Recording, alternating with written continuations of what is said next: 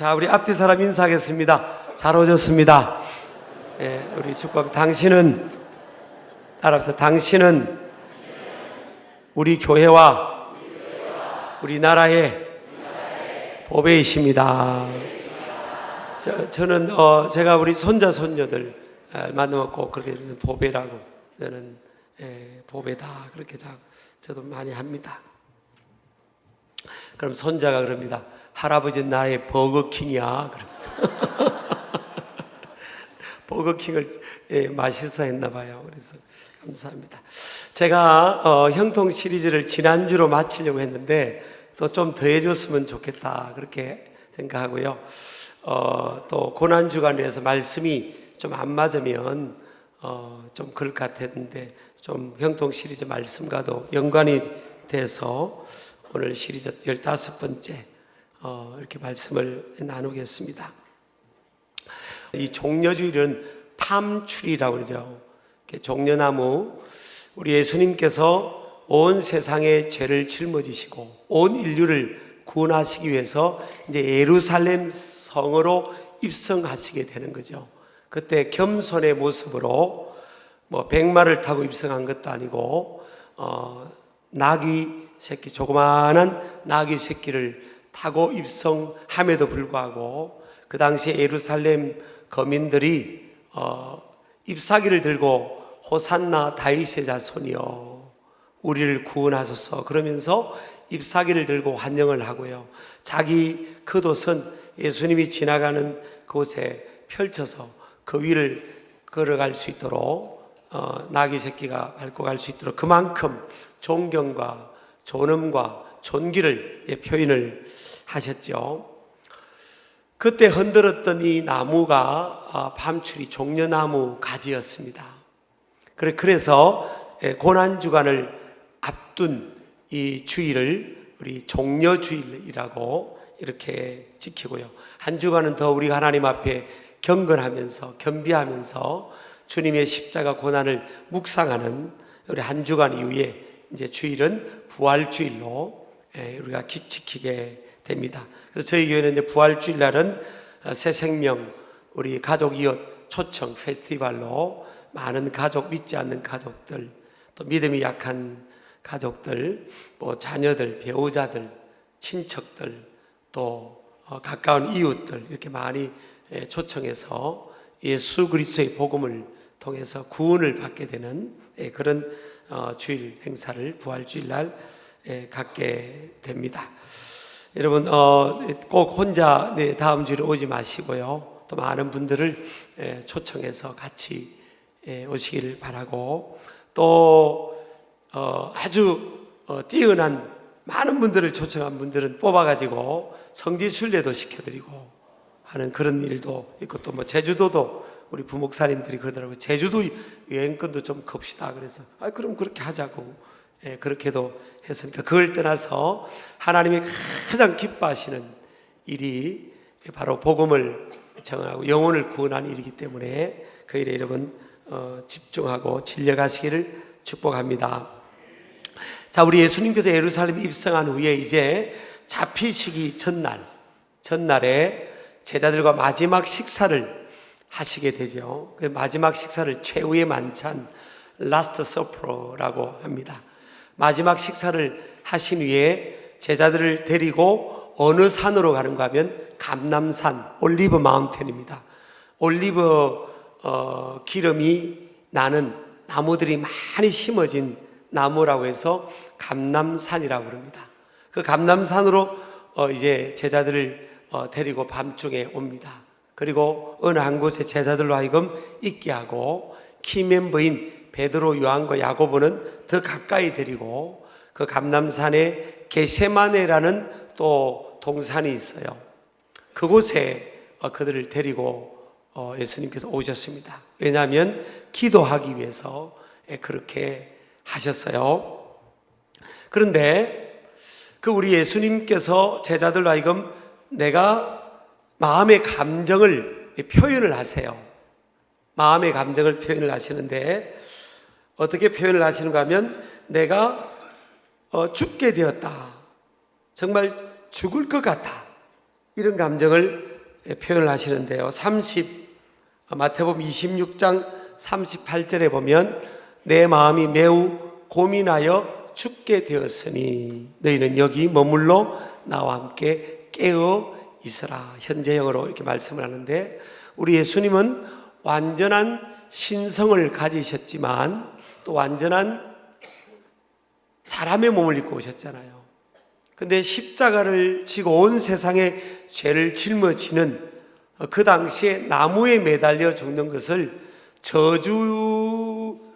저주받는 것으로 생각했어요. 저주의 십자가라고 그랬습니다. 사형수 중에서 극악무도한 사형수들을 나무에 매달아서 죽게 했어요. 근데 예수님 이미 그렇게 당신이 죽을 것을 아셨기 때문에 그 육체의 고통도 고통이지만 빛이신, 온전한 빛이신, 죄가 없으신 그분이 온 세상의 죄를 짊어지고 나무 저주의 십자가에 매달려 죽는다는 것은 그 너무나 큰 고통인 거예요. 마음에도 큰 고통인 거예요. 그래서 내 마음이 매우 고민하여 죽게 되었다. 죽음의 고통을 직면하기까지 되었다 그런 거죠. 저는 이게 굉장히 위로가 됩니다. 우리가 어려울 때 인간이기 때문에 정말 죽을 것 같아, 나 너무 힘들다, 그런 경우들 있죠. 나 너무 죽을 것 같아, 그런 경우도 있잖아요. 그런데 우리 어릴 때 그런 마음의 표현들을 마음껏 자유롭게 감정을 표현하도록 교육을 받지를 못했어요. 어릴 때 보면 사내 자식이 그렇게 우냐고 또 그랬고요. 이렇게 가정에서부터 사회에서부터 너무 생존 속에 살아왔기 때문에 여유가 없는 상황이었잖아요.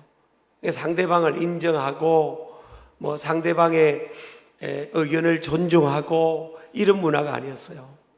학교도 사실은 보면 학교에 부모님들이 학교에 아이들을 보낼 때 선생님 말씀을 잘 들으라고만 했지, 선생님 말씀을 듣고 네 의견이 있으면 표현을 해라, 이런 교육은 안 받았어요.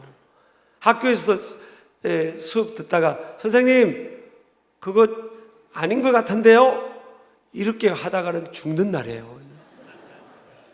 집에서도 보면 이렇게 무슨 내 의견을 말하면 어떻게 어른한테 대꾸가 왔냐고, 이런 분위기였잖아요. 그렇게 살아가다가, 왜냐하면 상대방은 적으로 생각했죠. 타도의 대상, 내가 저 사람을 밟고 올라가야 된다, 그런 분위기가 참 농후했어요. 그래서 우리 지금 시합할 때도 보면 이렇게 막 우리가 소리치잖아요. 이럴 때 소리치는데 우리가 뭐 합니까? 파이팅 하잖아요. 파이팅 이러잖아요. 제가 미국 가가지고 있으면서 미국인들이 있는 데서 파이팅 하다가 다 나 돌아보더라고요. 이게 파이팅 싸워서 죽여라 이런 뜻이에요. 그게 우리 막 싸워라, 막 죽여라, 이겨라, 밟아라, 막 이런 속에서 우리가 살아온 거잖아요. 근데 미국은 파이팅 하지 않고 렛츠고 가자 이렇게 해요. 렛츠고 막 이러거든요. 그러니까 이렇게 이제 우리가 살아왔다 보니까 믿음을 가졌음에도 불구하고 하나님 앞에도 자기 보따리를 잘 안 풀어놔요. 하나님 앞에도. 어떤 사람은 이제 교회 와가지고, 제가 좀 우스게 표현하겠습니다만은 이 보따리를 다 이렇게 담아와요. 가정의 문제, 자녀 문제, 또 건강 문제, 다 이렇게 보따리를 해가지고 이제 짊어지고 옵니다. 짊어지고 이제 이렇게 와서요, 이렇게 짊어지고 이제 왔다가 이제 이렇게 하나님께 내려놓아요. 하나님, 이거 맡아주세요. 너무 힘들어요. 그리고 가정의 문제, 자녀의 문제 맡아주시고, 또 건강 문제도 맡아주시고, 생업의 문제도 맡아달라고 다 해요. 그리고 갈 때 또 다 가져갑니다. 다 가져갑니다. 이렇게 가지고요, 그리고 이제 딱 가지고 이제 또 짊어지고 보따리를 주님 다음 주에 또 오겠습니다. 그런 거예요. 이걸 열어놓지를 않아요. 저도 그래서 이게 어쩌면 저의 약점인지도 몰라요. 누구한테 어려운 소리를 잘 안 해요, 사실은. 이것도 내구성이 강함도 있지만 그냥 갖고 있는 거예요. 근데 우리 예수님이 오늘 보니까 사실 이 제자들한테 예수님이 감정을 말을 해요. 내가 죽게. 아니, 예수님은 하나님의 아들이시고 또 제자들에게는 대단한 스승이시고 그런 분이 나 죽을 것 같아. 죽게 되었다. 그럼 이게 영이 안 섰을 수도 있잖아요. 약해 빠져 보이는 거 아니에요, 사실은. 아니, 예수님이 죽게 돼. 어떻게 예수님이 죽을 것 같다고 그런 말을 하지? 그럴 수도 있는 거 아니에요. 근데 예수님은 그렇게 하신 거예요.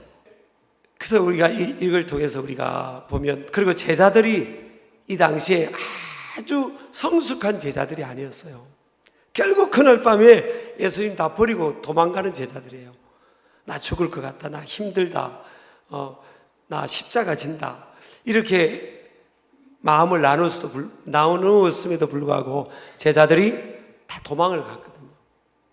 이렇게 수준이 미달인 제자임에도 불구하고 예수님은요, 나누잖아요. 마음을 나눠요. 이게 성숙인 것 같습니다. 예수님 우물가에 여인을 만나러 가는데 이 여인이 뭐 대단한 여인이 아니잖아요. 존경을 받는 여인도 아니에요. 6번째 남편하고 사는 여인이에요.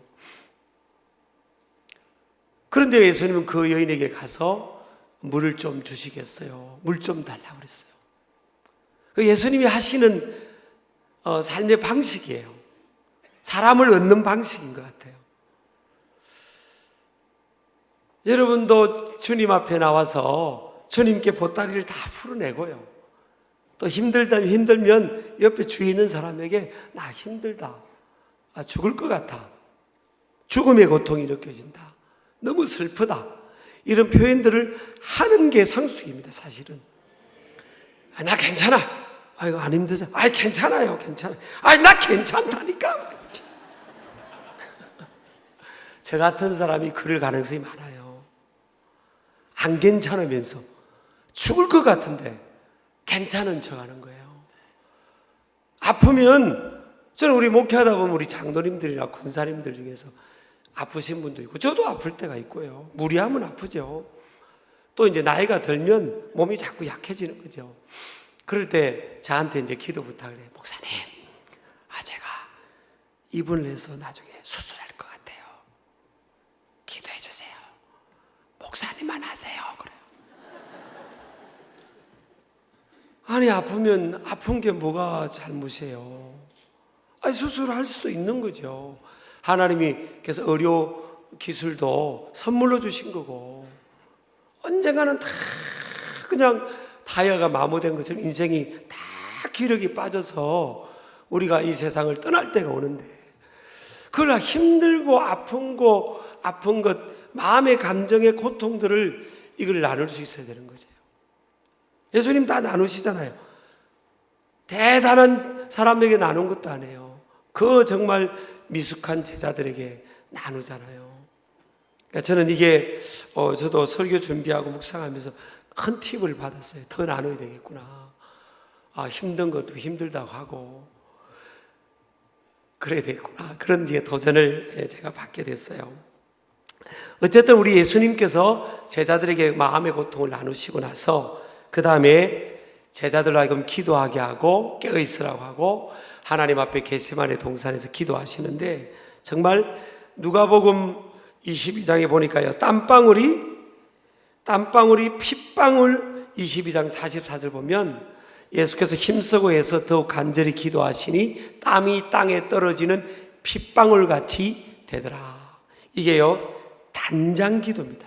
그러니까 장이 다 끊어질 것 같은 정도의 기도를 드린 거예요. 그런 기도를 하신 겁니다. 왜 이렇게 거룩한 부담을 지고 하나님 앞에 몸부림을 치고 그리고 더 나아가서는 십자가를 지셨을까? 이것은요, 세 가지로 제가 좀 나누겠습니다. 첫 번째는 타자 중심성이에요. 자신을 위한 게 아니에요, 지금요. 더구나 구원해야 될 그 영혼들, 죄인들의 죄를 지금 짊어진 거잖아요. 죄인들의 그걸 짊어졌는데 그 죄인들이 누굽니까? 로마서 5장 8절과 10절 보면 아직 죄인되었고요. 10절은 원수입니다, 원수. 죄로 인해서 하나님과는 원수되었고 하나님과 막힌 관계에 있는 이 인생들의 죄의 문제를 해결해서 구원의 길을 여시기 위해서 타자 중심성이라는 거예요. 자신이 아니에요. 남을 위해서, 타인을 위해서, 더군다나 연약한 죄인을 위해서, 연약한 죄인을 위해서 주님은 이 십자가를 감당하셔야 되는 거예요. 오늘날은 참 개인주의가 팽배해 있잖아요. 자기만 생각하고 내 가족만 생각하는 거예요. 예전에는 없을 때는 뭐예요? 없을 때는 뭐예요? 콩 한 쪽도 나눠 먹었어요. 울타리가 없었어요.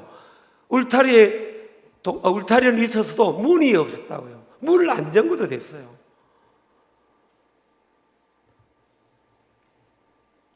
그리고 벼 같은 것도요, 이삭 같은 거 그냥 놔두고 갔어요. 누가 어려운 사람이 그 주워 가도록 그냥 놔두고 그랬다고요. 그래서 타작을 하면요, 추수를 하면 동네 어려운 사람들이 추수하는 그 논이나 밭에 가서 막 이삭을 주었다고요. 어려운 사람을 생각하는 마음들이 있는 거예요. 공동체성이 있었다고요. 근데 요즘은 자기만 생각하거든요. 개인주의예요. 하나님이 이만큼 저와 여러분을 한국교회를 축복하셨는데 자꾸 뭐예요? 선교를 줄이려고 하는 교회들이 있어요. 어렵다고 선교를 줄이려고. 어려운 게 아니라 옛날보다 훨씬 잘 살고 있어요. 그런데 선교하고 구제하는 것을 자꾸 줄이려고 하는 거예요. 그럼 망하는 길입니다. 저는 어느 나라라고 말을 하지 않겠어요. 참 세계의 지도를 보면 큰 나라들이 많고요. 그 나라를 방문하면 사람이 안 살더라도 너무나 많은, 오히려 사람 사는 것보다 안 사는 땅들이 훨씬 많아요. 근데 이민을 막잖아요. 저는 이게요, 그리고 내 나라를 위대하게 만들겠다고 하는 거예요. 나만 생각하고 내 민족만 생각하고 내 국가만 생각하고 자국민만 생각한다는 거예요. 이게 여러분 복 받는 길이 아닙니다. 성경에 어디도 그런 게 없어요. 옆 사람 인사합시다. 착각하지 맙시다. 그러니까 하나님이 저번에 문을 닫아버리는 겁니다. 하나님이 여시면 닫을 자 없고 닫으면 열 자가 없는 거예요. 인간의 생사 화복 만복의 근원은 하나님이신 거예요. 그들이 내 땅이고 내 나라를 위대하게 만들자고 하지만 사실 그들이 그들 땅이었냐고요. 원주민들, 인디안들이 먼저 살고 있지 않습니까? 우리가 참 왜 이만큼 하나님이 우리를 축복하셨나? 왜 그 나라를 축복하셨고 왜 대한민국을 이만큼 축복하셨을까? 저는요, 여러분, 어려운 이웃들을 생각하고 어려운 교회들을 생각하고 전 세계 선교사를 우리나라가 인구 대비로 하면 제일 많이 파송하거든요. 근데 이제 이만큼 하나님이 축복을 받으니까 이제는 뭐예요? 남을 생각 안 하는 겁니다. 하나님은 주라 그리하면 줄 것이니 곧 후이되어 흔들어 넘치도록 하여 내게 안겨주라 그랬잖아요. 마태복음 16장 44절에 보면 나를 따라오려거든 뭐라고 했어요? 자기를 부인하고 자기 십자가를 지고 나를 따를 것이라는 거예요. 저기서 뭐예요? 십자가가 이거 자기 십자가예요. 자기 십자가. 자기 십자가를 지고 나를 따르라는 거예요. 자기를 부인하고, 여기서 자기 부인은 뭐예요? 나만 생각하는 거 아닙니까? 나만 생각하고 내 가족만 생각하고 내 유익만 생각하는 이 마음을 부인하라는 거예요. 예수님을 따라가려면, 예수님을 따라가는 인생이 되려면 누구든지 자기를 부인하라는 겁니다. 저도요, 나만 생각하고, 내 가족만 생각하고, 내 자녀 손들만 생각하고, 내 이익만 생각할 수 있는 거예요. 이거를 뭐예요? 부인하래요, 부인. 예수님을 따라가려면 부인하라는 거예요. 그리고 뭐예요? 자기 십자가를 지라는 거예요. 우리가 고난주간이 되면요, 2000년 전에 골고다 언덕에서 예수님이 매달리셨던 그 십자가만 묵상하고 있어요.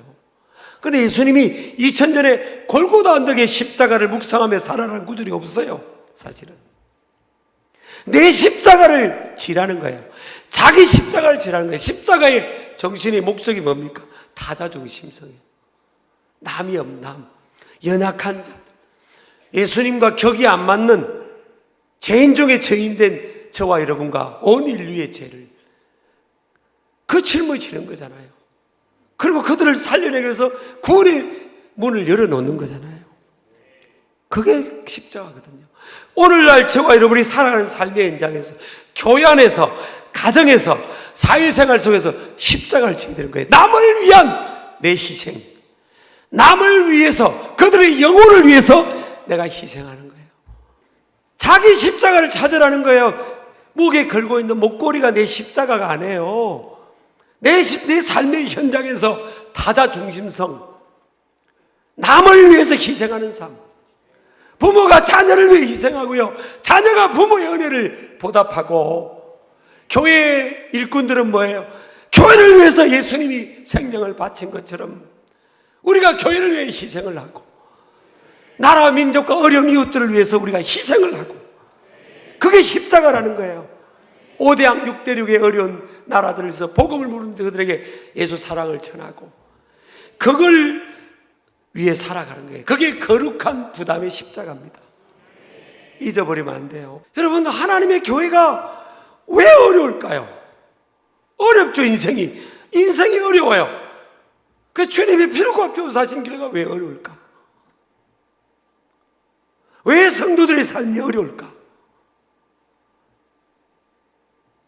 여러분요, 저도 엄마 아빠 없이 3살 때부터 살아왔는데 6일을 굶은 적도 있어요. 어려움을 겪었어요, 저도. 그런데 남을 위해서, 사명을 위해서 거룩한 부담의 십자가를 지면요, 하나님은 가만히 놔두지 않습니다. 거기서 남도 살리고 자기도 살아나는 그런 역사가 일어나게 된 줄 믿으시기 바랍니다. 우리 한국교회요, 우리 교회가 내년이 이제 80이 됩니다. 80세. 내년이 80세가 돼요. 올해가 79세예요. 역동성이 있어요. 하나님 은혜로. 하나님이 영이 함께 해주세요. 날마다 함께 해주세요. 근데 20년 후에, 또 40년 후에 100주년이 되고 120주년이 됐을 때 역동성이 그대로 유지가 될까? 저는 될 수도 있고 안 될 수도 있다고 생각해요. 안 될 가능성이 훨씬 많아요. 왜? 뭐 때문에요? 나이 때문에요? 아니에요. 사람의 마음 때문에요. 사람의 마음이 변하는 거예요. 변질되는 거예요. 갱신이 아니라 변질이 되는 거예요. 저의 마음이 변할 수 있고요, 여러분의 마음이 변할 수 있고, 우리 다음 세의 자녀들 손들의 마음이 믿음직스럽지 않은 거예요. 주님을 향한 마음, 이웃을 향한 따뜻한 마음이 있어서 믿음직스럽지 않은 거예요. 저도 저한테 손자인데 손자가 아이스크림을 먹더라고요. 한번 할아버지 한번 먹어보자니까 탁 줄 줄 알았어요. 아니, 나를 너무 할아버지 너무 사랑해요. 할아버지 나의 버거킹이고 보물이에요. 막 그래. 그래서 할아버지 딱 줄 줄 알았더니, 야, 그거 줬으면 내가 10개도 사줄 수 있는데. 이게 인간의 마음이라니까요. 나만 생각하는 게, 말은 할 수 있지만 나만 생각하는 거예요. 이 마음이 안 바뀌면요, 이게 믿음직스럽지 않은 거예요. 그래서 제가 믿음직스럽지 않다는 걸 갈수록. 근데 길은요, 거룩한 부담의 십자가, 이게 살 길입니다. 그 다음에 왜 예수님께서 십자가를 지셨죠?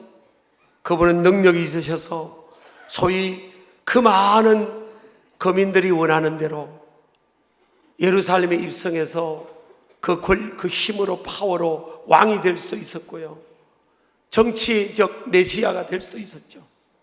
그런데 왜 십자가에 매달려 있었습니까? 밑에서 조롱하는 소리 듣고 나무 십자가의 못을 다 뽑아내고 가시밀관 던져버리고 내려올 수도 있었는데 왜 십자가를 지셨을까요? 끝까지 고통 중에 하나님을 기쁘시게 하기 위한 겁니다. 왜냐하면 하나님 아버지의 뜻이잖아요. 하나님 아버지의 뜻이니까.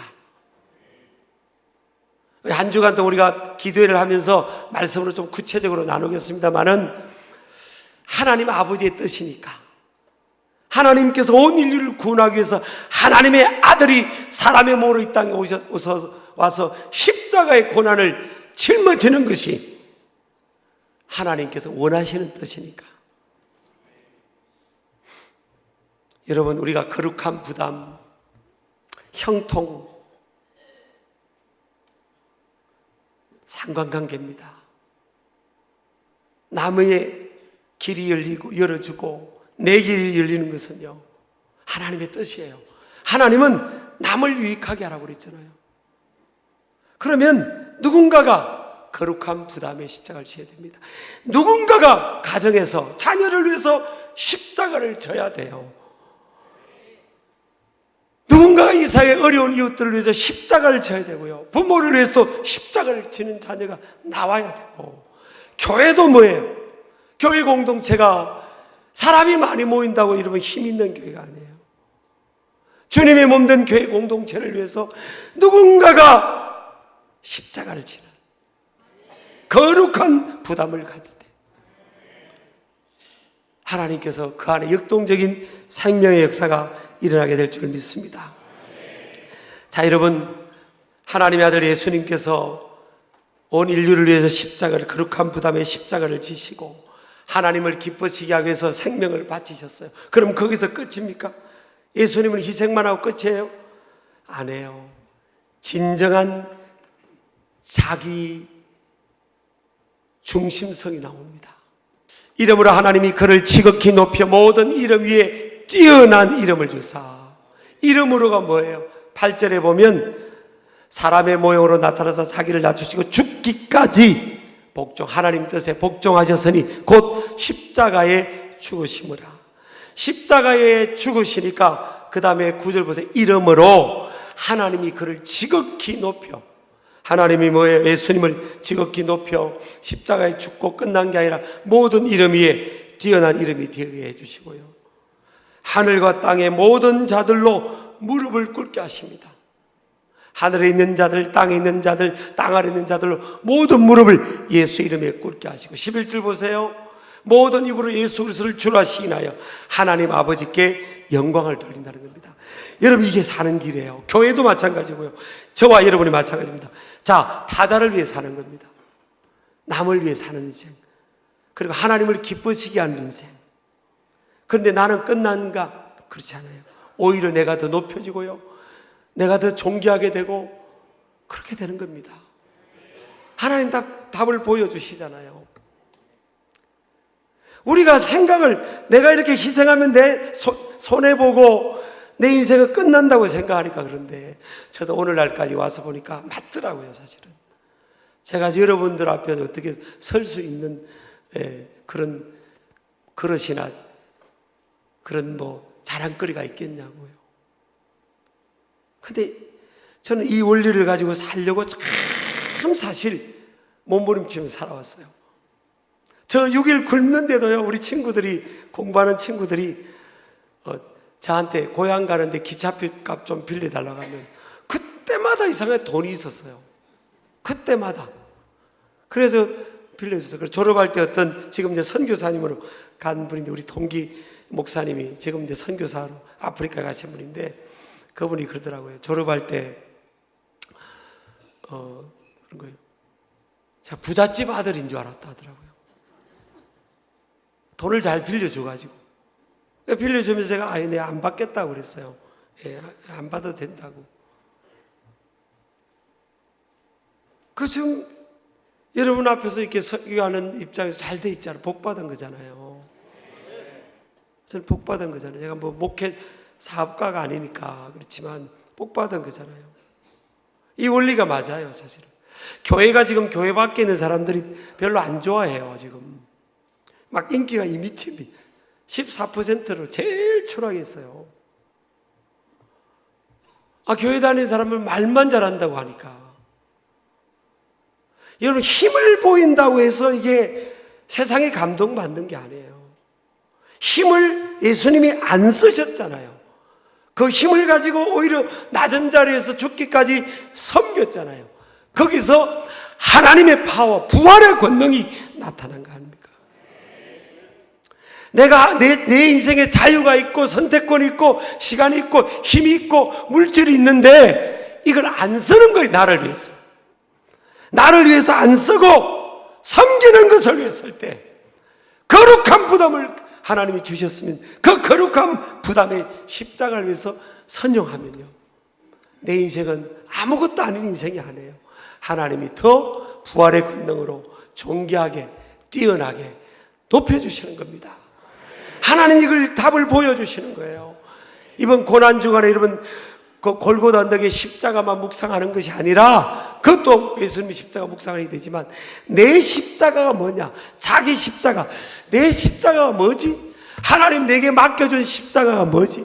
섬겨야 될 내가 아닌 남을 위해서, 가족과 이웃을 위해서, 교회를 위해서, 교회를 향한 사명을 위해서 내가 섬겨야 될 십자가가 뭘까?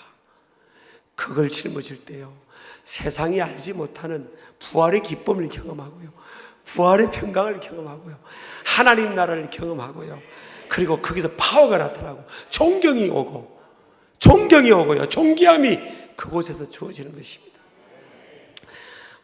겟세마네는 무슨 뜻인가 하면 기름을 짜는 곳, 이런 것입니다.